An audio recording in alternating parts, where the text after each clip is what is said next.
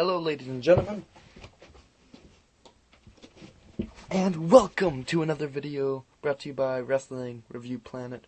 It is a very, very late video, but yeah, I don't know why I'm uploading so late when I could do it tomorrow morning, but I just decided to do it so you guys can have it by tomorrow morning. So anyways, guys, like I said, I was going to do it on the weekend or whatever. I just decided just now that I'm going to do something totally different. I'm going to do Raw, SmackDown, and 205 Live. After that happens, and I'm going to do NXT in a separate video.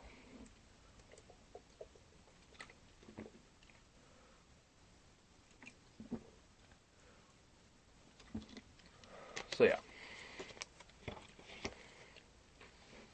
I'm also really sick, so it kind of sucks. Anyway, so let's go over Raw first. I'm of course with the matches and stuff. I'm gonna give them a rating out of 10. My lip is also swollen, so that's fun. Anyways, the segment stuff, which we have quite a bit here. We're not gonna really rate or anything. We might talk about them quickly. That's about it. Anyways, the first thing is might not be particularly all in order. I kind of wrote it out of order by accident. That'll probably end up happening a lot because I'm very out of order sometimes. I'm like, oh yeah, I remember this happened. But anyways, the first thing I have here is kind of had a segment where they're the Shining Stars were doing their usual shtick, where they were offering their resort package, their timeshare resort thing for the Shining Stars resort, and this time they were trying to offer it to Bob Backlund, and they mentioned something about him in retirement, and he kind of lost his mind, and he went off on Shining Stars, and Darren Young and this one's kind of funny right here. Darren Young and Bo Dallas.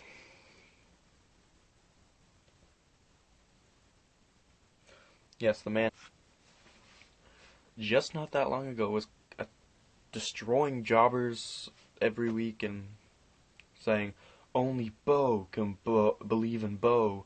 You can reap what you sow. Fucking his weird whatever he was doing. It was okay. But now apparently he's face again, and he's with Bob Backlund, Darren Young. Maybe Bob Backlund's got to make Bo Dallas great again, since he's never been great at all, really, since NXT.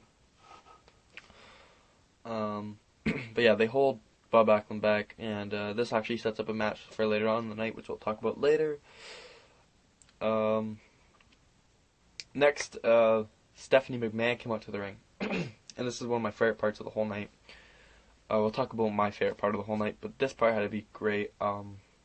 This was live in Chicago, of course, and everybody was chanting CM Punk, CM Punk, CM Punk, like they do whenever they're in Chicago. And Stephanie made a comment, I don't remember word for word, but she's like, if you guys chant that for 2 minutes and 15 seconds, you guys will do 1 second better than Punk did. And I was surprised that she actually said Punk. She didn't say him or he. Punk. So that shut the crowd right up, and it was hilarious. Anyways, later on, Seth comes out, dissing Triple H, making a little thing. Oh, did the family get what they want? Triple H get what he want? Did you get him his leather coat, his NXT jammies? And then he just goes on to get even deeper and kind of just be like, oh, his balls from your purse, basically, or his manhood. Yeah, but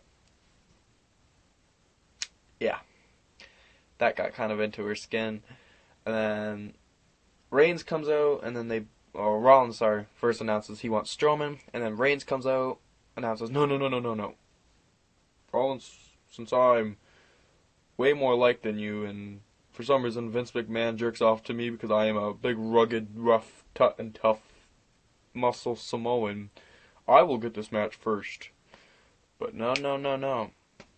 Rollins is not having any of that. He's like, maybe we could both go take care of him. And anyways, it just goes out of hand. Kind of funny.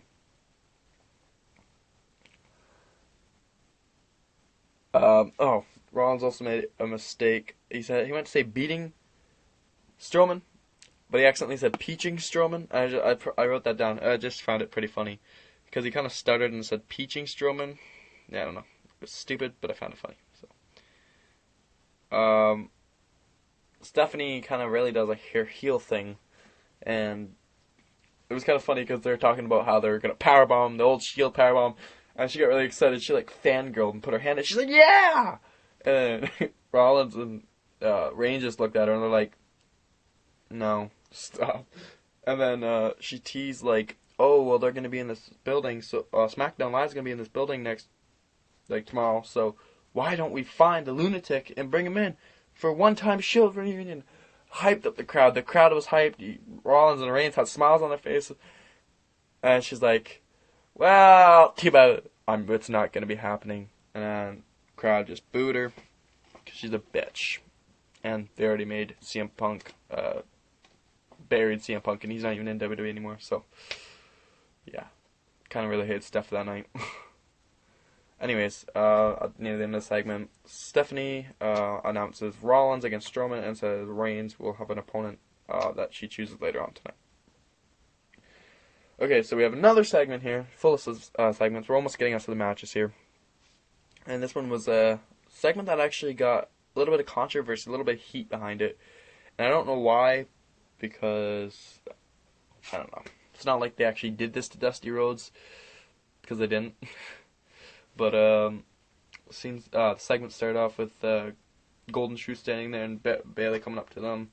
They'll talk, whatever, nothing special. But Bayley gave Goldust a gift of a teddy bear, just a little teddy bear, but it was just with a Dusty Rhodes headband and shirt, right? I was like, oh, that's cute. And then, of course, the club, Carl Anderson and Luke Gallows, which should be still called Doc Gallows, but whatever. Anyways, they have a little scuffle thing. Bayley's already left. And Anderson rips the head off the bear. So that's what caused a little bit of controversy. So people are apparently all blown up about that. You know, it's kind of like the whole thing about when Paige mentioned one of the Flair's brothers. Kind of like that. Not as bad as that, but, you know, people are still... Everyone's so uptight nowadays. Honestly. But yeah. Next we have a match, finally. I just kind of want to get these segments over with. So I put most of them in the beginning. Next we had Cesaro and Sheamus versus Kofi Kingston and Xavier Woods of the New Day with the tag team titles on the line. Cool. So we had this. It was a great match. And this is where I'm going to do my voting. There was a great match, don't get me wrong. But they had this part throughout the match, and it kind of ruined the match a little bit, in my opinion. And it was the setup of the reverse of the Irish Curse backbreaker. And he did a weird flip, but he kind of got tangled up around Sheamus' arm. And then it was a really weird setup into the SOS. Just go back and watch the match, and you'll notice it was a really weird setup into the SOS. And, I don't know. Kind of ruined it. But what kind of saved it was later on in the match, near the end. It was right at the end, actually, where Sheamus kind of saved Cesaro because Woods hit a nice spinning forearm and then went for the honor roll, and Cesaro was kind of stunned. But I think it was before the forearm, Cesaro kind of tagged onto Cesaro onto his back without Xavier noticing, and he's going for the honor roll onto Cesaro. Sheamus hit him with a bro kick and pinned him for the retain of the tag team titles. So yeah. Anyways, in the next match, it was Nia Jax. She just completely destroyed another jobber for about the 100th week in a row now. Scarlett, who is the fangirl for Sasha Banks, she almost teared up. And my idol could be here tonight, but, you know, they're gonna fight for her. Yeah, fuck off. Anyways, it was a quick match. Nia Jax just literally destroyed her. Hit her with a leg drop after the match. It looked pretty brutal. But yeah. The next match was Neville defeating T.J. Perkins. It gets kind of annoying with T.J. Perkins doing it. But yeah, overall it was a pretty decent match. Neville getting a roll up on the tights, pulling the tights. One thing that was really great wasn't the match itself. The match was good, but the best thing out of this was the promo by Neville, just furthering that heelness that he has, or the vicious side that he has behind him, and definitely just showed why he was one of the best things going on with the cruiserweight division right now, if not the best thing, besides Brian Kendrick. I don't know, they're kind of. They had another segment on the ring where Charlotte used a lawyer to make that third win Bayley had against her just kind of not count anymore because her shoulder wasn't on the mat or whatever. That wasn't really written down too well, but yeah, it was nothing really. But that, anyways, led into a match eventually where it'd be Bayley versus Charlotte with special guest referee Dana Brooke. I don't like Dana Brooke. Oh, she's bad. She's so bad. Eva Marie's worse, but she's bad. She needs a lot of work. Still, they should let her go back down to NXT and maybe give her some special training from Brian Kendrick. Oh, right, they already did it with someone. Who was it again? I don't remember. Yeah. Anyways, there's a little thing going on, a little rustle, and then Dana quickly got on Bayley's bad side very quickly. She got a Bayley to belly. A new ref came in to take control, but he's taken out quite quickly after Charlotte's on a bad, like, just doing bad in the match, and Bayley's pinning her. Dana takes out the ref. Ref has a big bump on the floor. Okay,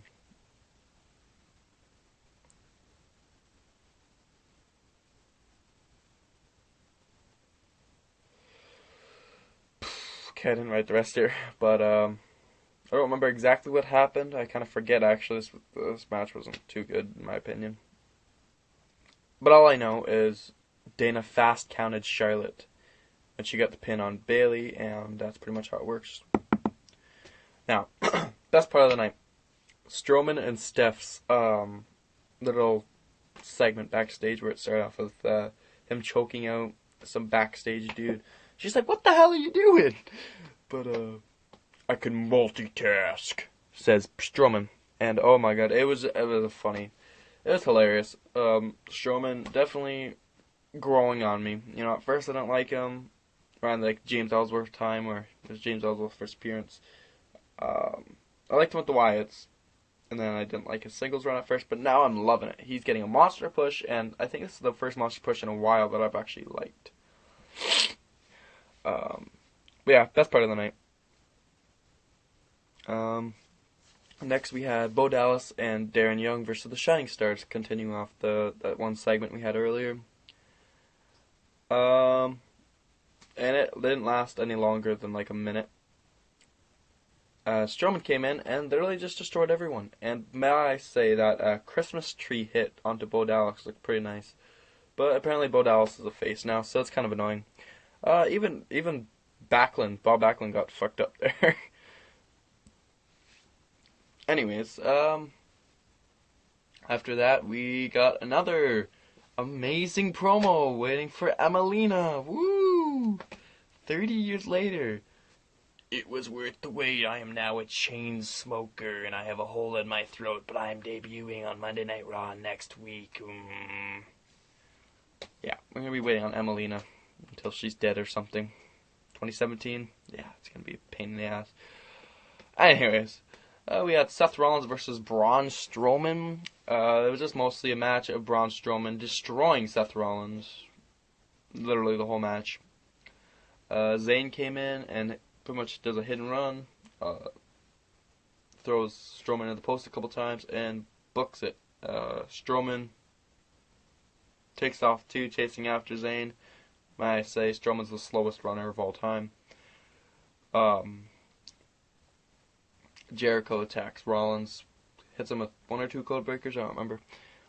And then later on, Enzo and Cass come out, Enzo in a wheelchair, and do a promo pretty much just harping on Rusev and Jinder Mahal. Rusev and Jinder Mahal come out. Jinder gets beat up by Enzo in the wheelchair, basically. Comes out of the wheelchair, throws Jinder in it, and beats him up. Then Rusev gets taken out by Cass. Yeah. The club defeat the Golden Truth. Nothing really too spectacular from this match. Anderson pinned Goldust. So yeah, I think he got him off a roll up. Yeah, he hit Gallows out of the ring, and then Anderson rolled him up. Yeah. Okay. Next, another cruiserweight thing. Rich Swann defeats Arya Daivari. Another thing is I'm actually loving it. It's so good. The finish of this match was perfect. That double stomp was nice, but the best thing is that new finisher he uses, that kick, that like spinning kick that he uses. It's golden. It looks so nice. Like a lot of people are probably like, "Oh, we should get a new finisher." That finisher, like I like that standing 450 he did. That was really nice too. But this spinning kick, it just looks so devastating. After the match, Swann did a very bad promo. It's getting a lot of hate, and it wasn't the best promo ever. I'm not going to call it bad because I don't want to be an ass, but it wasn't good. So, yeah. But anyways, Neville attacked him and did a red arrow onto his back. So, yeah. Kind of setting up what happened on 205 Live. And later on, Arya Daivari kind of comes out and complains that he lost because he was worried about Jack Gallagher showing up. And he's kind of poking fun at him, calling him a scoundrel. Gallagher shows up, right? And challenges him to a duel on 205 Live. And by the way, I thought this was going to be a match at first when I was watching Raw. It's not a match. It's a duel. I'll tell you about that in a bit. Kind of funny at the end, though. Gallagher takes like a leather glove and like slaps Daivari across the face and leaves. Daivari pissed as usual. Reigns versus Owens in the main event. It was an alright match, I guess. It was kind of Reigns' monster moves of death kind of thing, you know. Jericho tried to intervene into the match, which worked at first. Didn't keep Reigns down, of course, because Reigns never stays down. But, you know, it did give Owens a lot of offense. Rollins interferes, kind of saves the match for Reigns. Pedigrees Jericho on the floor, which kind of distracts Owens. Reigns spears Owens, pins him. After the match, Reigns and Rollins beat the shit out of him. May I say, though, that spear onto Owens by Rollins, go back and watch it, it was bad. You kind of got to go off the ground. It just looked sloppy. And so did the spear onto Jericho. I don't know if they were purposely trying to look sloppy to make these huge pushed guys just kind of fall back a bit. But I don't know. And that was the end of the show. Anyways, now we get on the SmackDown. Now, I didn't watch all of SmackDown. I think I missed a couple things. So I got most of SmackDown down, like the important parts. So yeah, John Cena returns. I don't really care, to be honest. People, I don't know if I've actually said this, that I don't like John Cena. Yeah, so you guys, my lip is really fat. Anyways, I don't really care for John Cena, really. No. It just kind of seems like he's for the kids, because he's all that stuff, and he's not really for the hardcore wrestling fans, because he's just kind of lame, to be honest. He's not even that good. He's like what Stone Cold was, you know. Stone Cold had his moves, but he wasn't amazingly incredible in the ring. Like, he couldn't, like, ever be, like, hugely incredible in the ring. Like, I don't think Stone Cold would ever fit into, like, the indie world of high flying and stuff, obviously. Neither would Cena. Anyways, he announced that he wants to take on AJ or whatever at the Royal Rumble. Cool. Okay, the next thing was the 4-way tag team championship turmoil thing that featured Heath Slater and Rhino, American Alpha, the Usos, and I'm going to call them the New Wyatts, because they are the New Wyatts, basically, because they have Randy Orton. The first elimination, I'm going to go, because it was elimination, by the way, was Heath Slater. When one gets pinned, obviously the whole team's eliminated. So Heath Slater got pinned by Jimmy Uso, who Heath Slater ate a huge super kick. Gable got like a roll up onto Jey Uso and pinned him. And then Orton accidentally hit Luke Harper off the apron by accident because he fell off the corner. And American Alpha, Gable pinned Orton specifically, but they kind of double teamed Orton and hit the Grand Amplitude. Awesome ending. And new tag team champions. Like, I was surprised because the Wyatts haven't really had a long reign. So I don't know. After the match, there was some Orton and Harper tension. And then Bray Wyatt came in to break it up. Say, stop this shit, guys. We're not breaking up this quickly. Not yet. Maybe WrestleMania, you have them break up. But don't break them up yet, guys. Don't break them up for Royal Rumble or is it Elimination Chamber? I don't remember. Anyways.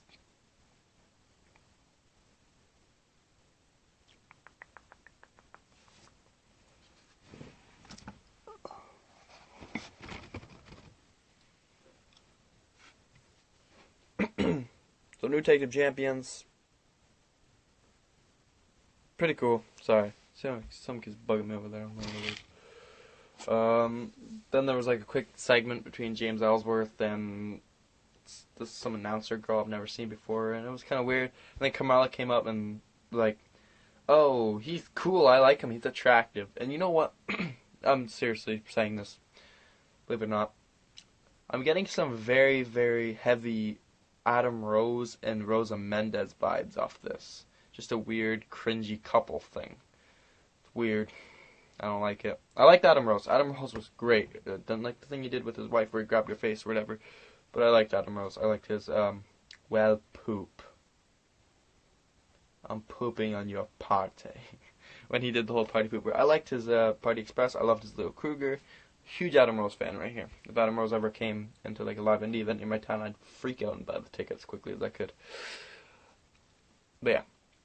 Anyways, next we had Alexa Bliss versus Becky Lynch for the women's title, which kind of felt weird.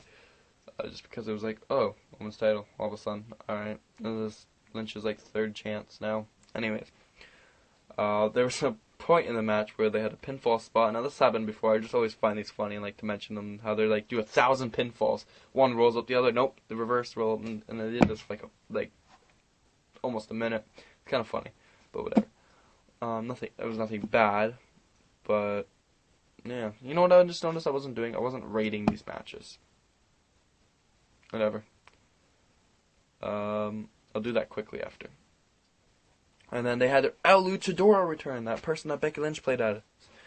Which, I believe that is Mickie James, by the way. Because I heard she's debuting. I think it's her. I don't know for sure. But yeah. Another thing was Alexa Bliss was at the one point, her weird broken arm thing where she went like that and like, freaking arm broke like that. I was like, oh, no. And, like, I thought she, like, broke her arm or something. I was like, well, no, but she didn't. It's DDT pinned, I'm going to say Alexa Bliss. Because, you know, Alexa Bliss pinned Alexa Bliss. No, she pinned Becky Lynch and retained her title. At the end, AJ Styles, in the main event, AJ Styles defeated Ziggler and Corbin to retain the SmackDown World title. Ooh, pardon me. No surprise that he retained it. And he's probably going to face John Cena at the Royal Rumble. Yay. So anyways, I'm going to mention the match quickly before I go on to Top 5 Live, and I'm going to rate them. So, the Cesaro and Sheamus, Kofi Kingston, Xavier Woods match. Out of 10, they had that awkward spot, right? So, that kind of brings it down a bit, but then they had that awesome ending. So I'm going to give this a 6.5 out of 10. Nia Jax destroys Scarlett versus Scarlett. I'm going to give that a 5 out of 10. It was whatever. TJ Perkins versus Neville. I'm going to give that a 7 out of 10 because it was a good match. It was a really good match. It was just... Bayley versus Charlotte. I wasn't really a fan of this match, to be honest, especially because Dana Brooke was in there. So it only gets a 6 out of 10. Mainly because it was Bayley, so. Dallas and Young versus Shining Stars. I'm not even really going to count that match. So, yeah, that match does not count. Because that would not be cool if it counted. The Club versus the Golden Truth. 5.5 out of 10. No. Okay, I'll give it a 6 out of 10. Because it was a good match. It was really a good match, innit? It wasn't anything special, but it was a good match. Rich Swann versus Ariya Daivari. This was an amazing match. This gets a 7.5 out of 10. Just because Rich Swann finish. And Ariya Daivari is really good. He's really underrated. He's super freaking good.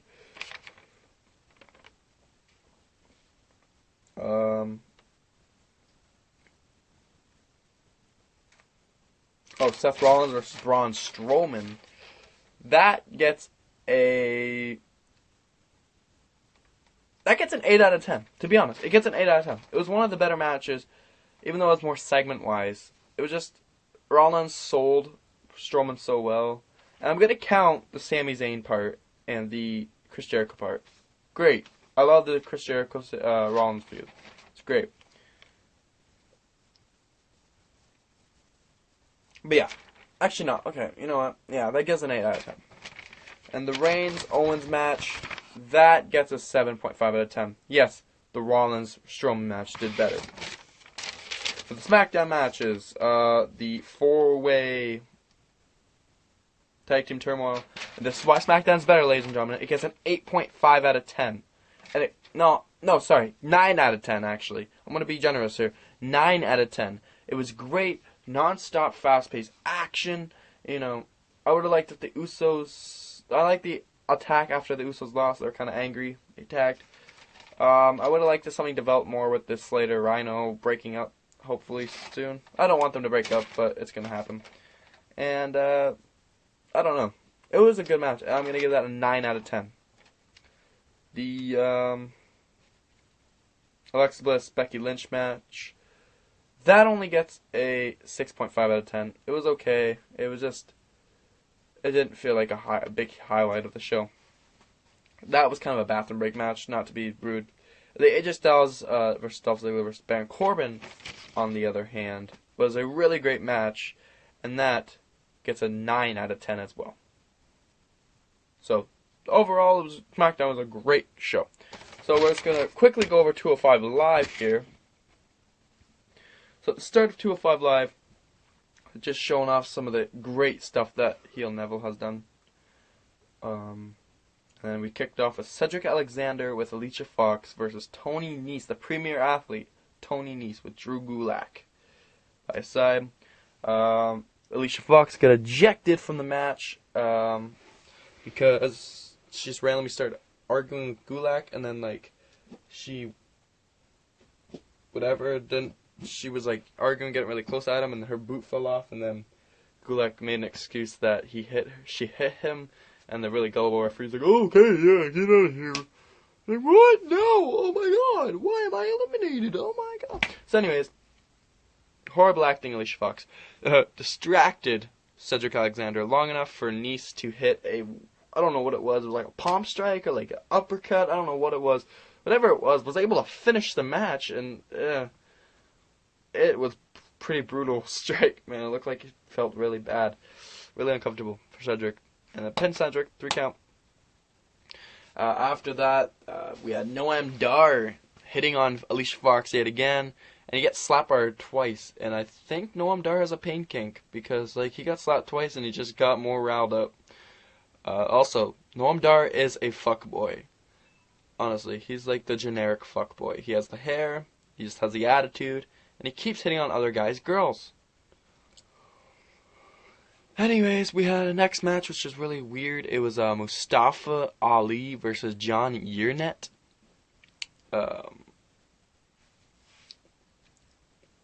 Which I was like, oh, this could be an interesting match. This John Yernett guy is now starting off on CWC. Or, not even CWC, it's Cruiserweight division. CWD, Cruiserweight division. I was like, oh, cool, okay. And then he lost to him in like a minute. And it was because really early on, like, I don't even know how I did it. I think he was running, and he fucking did this. He pulled his groin or something around that area, and I was like, oh, okay. And then I later looked up that he was hired with like 6 or 4 other people that are now going to be in the CWD, which I'm going to call now, on 205 Live, which can be Jesse, which now features Jesse Sorensen too. Yes, remember that guy who got his neck broken by DJZ, the backflip. Yeah, that guy. He survived that, and he still wrestles. But yeah, I think he injured himself really early, which maybe the match was supposed to go on longer, but Ollie just fucking destroyed him after that with an inverted 450 and good bang. Anyways, after that, the next match it wasn't even a match, it was Ara Daivari and Jack Gallagher duel. Gentleman duel. This was the cringiest but funniest segment ever, and it was basically just Gallagher embarrassing Daivari the whole time. Daivari kind of had enough, beat him up, and Gallagher got the best out of him at the end, though, with that drop kick into that corner. And Gallagher's awesome theme. I love his theme. I like the indie version better, though. It's got a little bit of, like, not dubstep, but, like, trance kind of stuff into it. It's kind of cool.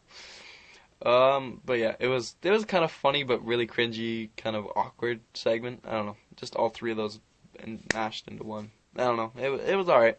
It was pretty good. Then right after that was amazing, because they announced that Tajiri will be debuting on 205 Live next week. I kind of marked out. I was like, yes, finally, Tajiri will be debuting, and that means he might be on Raw and stuff, which will be awesome. Anyways, in the main event, we had Neville vs. Swan, and originally I thought this was going to be for the Cruiserweight Championship, but it would turn out to be non-title. And thank God it was for Swan, because Swan got defeated by a superplex. What's with all these old moves, like, coming into, like, now they're, like, lethal finishers again, like a normal strike. Actually, no, that's not it. A DDT, sorry, that's what I was thinking of. The DDT and a superplex, like, those things used to be finishers way back when. Those were considered, like, the big finishers. Nowadays, they're, like, used and people kicked out at 1. But yeah, Neville defeated Swan, and then, like, at the end of the match, this was the intense part. It was a great way to close out a show, by the way. Neville was not done, and he continued attacking Swan, but he didn't really just, like, stomp on him too much or anything. He lifted him up, like, sat him up, and kicked him in the head twice. The referee there was a bunch of referees that surrounded him, would not let him do it again. But the way that Swan sold the superplex, great. The way he sold the kicks, oh my god, like, the kicks, they were brutal looking. Like, they looked like they were straight on gonna kill Swan if he hit him one more time. It was brutal, and it was an amazing closeout to 205 Live. Ladies and gentlemen, I hope you enjoyed this very long video from Wrestling Review Planet. It's kind of the makeup for not being around hardly ever on YouTube. I hope you enjoyed this video. Please leave a like, subscribe, and click that other button so you get notifications every time I upload. Just to support me, you know? I love the support from fans. I'll be very in there with the fans. If you guys have any questions, don't be afraid to comment. I'll be there. But yeah, I'll be on. Maybe Thursday there'll be another video, if not Friday. Covering NXT, because NXT is personally my favorite show. Maybe 205 Live's up there too now. SmackDown and Raw, but 205 Live and NXT are where it's at right now. So, anyways, hope you guys enjoyed. And don't let the Authors of Pain powerbomb you onto your friend, because your friend will die. If you don't know what I'm talking about, just go look up Authors of Pain powerbomb injury. I don't know what to search up, but you'll find it eventually if you just keep searching. You'll know exactly what I'm talking about, if you don't already know what I'm talking about. Anyways, guys, stay frosty, stay tuned. Wrestling Review Planet will be here again. I just fucked up my own outro. Great.